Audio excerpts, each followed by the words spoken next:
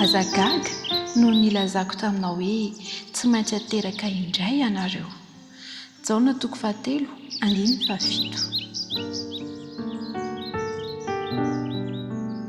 Fahasoavana manova fiaina.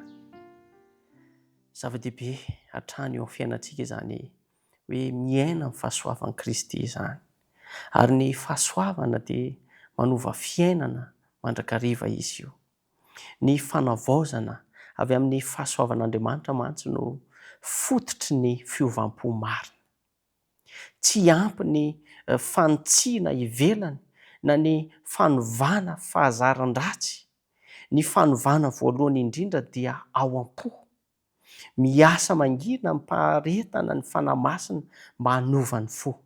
Koa ilayntsika isan'andro isan'andro ny mangataka ny fanahy-masina mba hitari-dalana antsika, hampianatra antsika, hananatra antsika ka hahatonga antsika hanana izany hoe fiovam-po marina izany. Ary hahatonga antsika mba hanana toe-tsaina malefaka, milefitra, manam-pandeferana eo amin'ny tontolo sy ny fiarahamonina izay misy antsika tsiraray avy. Ary tena mahafinaritra ao anatin'ity ihany koa dia hoe hiteraka fisainana vaovao, fihetsepo vaovao ary tanjona vaovao mifanaraka amin'ny fiainan'i Kristy rehefa mamela ny fanahy masina hiasa ao anatintsika isika. Ny soratra masina no anisan'ny hery lehibe manova ny toetra. Rehefa halalinina tsara sy ankatoavina ny tenin'Andriamanitra, izany hoe ny soratra masina, dia miasa ao am-po ary mandresy lahatra ka ary hanova ny toetrantsika mifanaraka amin'ny toetran'i Kristy. Ny finoana teraka ao am-po noho ny fitiavana an'i Kristy dia mampifandrindra ny fo, ny fanahy ary ny fiainana rehetra amin'ny sitrapon'Andriamanitra. Misy ny fankatoavana ny fahotana.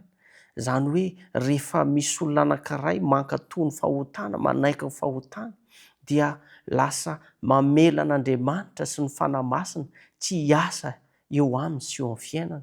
Kaoka hankahala ny fahotana, tsy hanaiky ny fahotana, ary tsy hakamamy ny fahotana, fa hifady ny ratsy mba hidiran'Andriamanitra an-tsehatra eo amin'ny fiainantsika. Ry namako, ry ankonana malala, ny fanavaozana marina dia avy amin'ny fanahy masina ao am-po fa tsy amin'ny fanovana ivelany fotsiny. Ny tenin'Andriamanitra no hery lehibe manova ny toetrantsika tsiraray avy.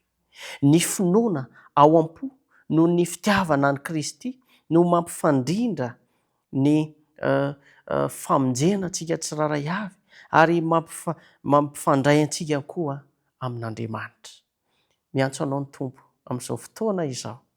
Aoka isika hiaino sy hanaiky ny fanahy masina amin'ny fiainantsika manontolo. Hanaiky ny fanavaozana marina avy ao am-po ary hifanaraka amin'ny sitrapon'Andriamanitra amin'ny fo manontolo.